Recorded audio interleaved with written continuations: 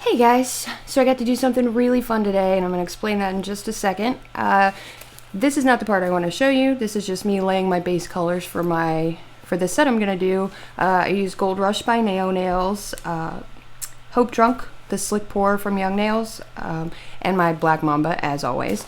And we're going to skip ahead to the good part because that's boring compared to this. So I got to do a nail art collaboration with a couple other YouTubers from one of my nail groups.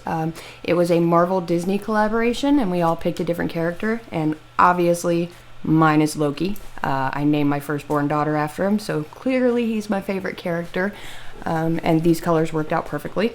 I am using the 3D sculpture gel because at a certain point I realized I didn't have anything gold. I did have the Gold Flake Gold Rush from Naio Nails, but that wasn't really enough to do Loki's helmet, which is what I'm about to do here. So I kind of came up with with a backup. I didn't have gold polish, nothing. So this was pretty interesting. So what I'm doing, basically, I rolled out the sculpture gel into a thin string, and then I laid that down over base coat to give it something to stick to. I'm dipping the brush in water so that the sculpture gel doesn't stick to it. That way I can move it around without it, pulling off. So I'm just laying out the basic shape, and I'm using my brush to kind of push and pull it into the shape that I want. And I'm using a pretty stiff brush here to kind of push it because you don't want it to just, bend on you. I need it to go where I need it to go. And then I'm just dipping that in water, repeatedly throughout the process. Now, if you guys know me, you know I'm not a very great at 3D art. It's way outside my comfort zone. I don't do it very often, but, Loki is my absolute favorite, so I had to try extra hard for this. So why not? It actually came out much better than I expected. I'm super, super happy and very excited to be able to do this. So I'm using my X-Acto knife to just cut off any excess here so it's not bulky in certain spots, and to kind of help refine that shape a little bit.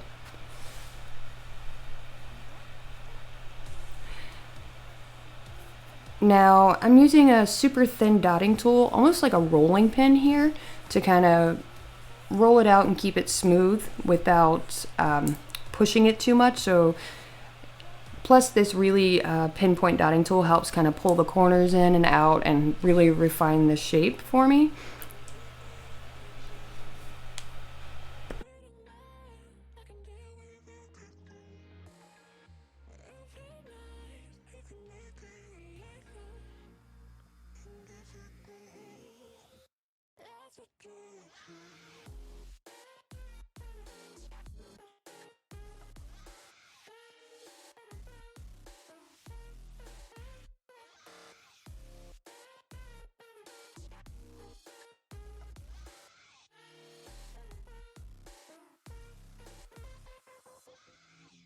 By your side through all of the lives, watching you cry for me.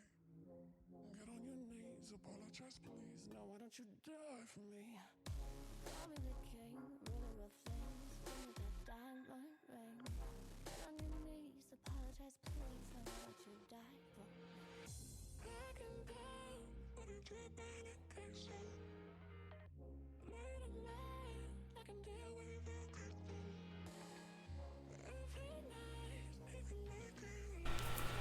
So now I'm going back in with the stiff brush to kind of clean up my edges and give it that last little bit of detail before I attach the horns.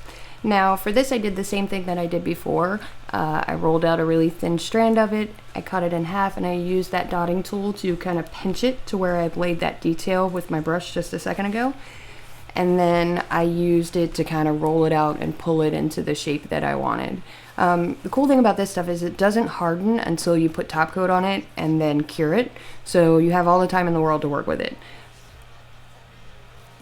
So all I'm going to do is just pull it out to fit the shape of the nail, do any last detail work here, and just kind of give it, an overall once over to kind of hopefully get the effect that I'm going for with the helmet.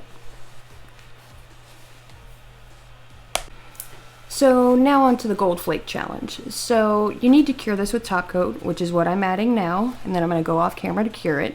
But then I needed to get the Gold Flake to stick. So I took base coat, applied it with a detail brush over the entire surface, Trying not to let it pull in those dips and grooves.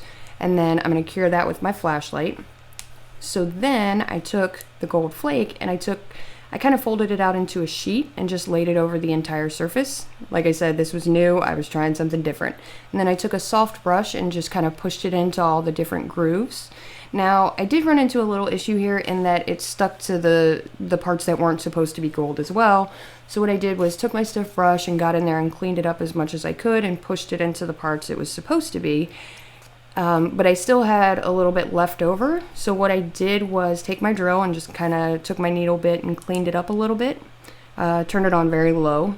And then I cleaned up any edges of that 3D gel that I wasn't happy with as well. So, however, the drill left a few little marks here and there on the black. So I just took some black gel polish and went in with my detail brush and kind of cleaned up the edges, filled in any spots I had messed up with the drill or any gold that was left over, and kind of just gave it a nice crisp look. Now I wanted to add that greenish galaxy chrome powder to this, to all the black areas, just to give it that spacey kind of vibe and that, you know, Loki feel. So before I add my last layer of top coat, I'm going to go into any of the areas that are black and fill that in, which I really like the effect that this has because it kind of ties that gold and green in together and gives it a very, I don't know, magic-y, spacey vibe. I don't know. I love it. It's gorgeous. I'm all about chrome powder now. So I'm also adding it to the plain black nail just to, like I said, to kind of tie everything together.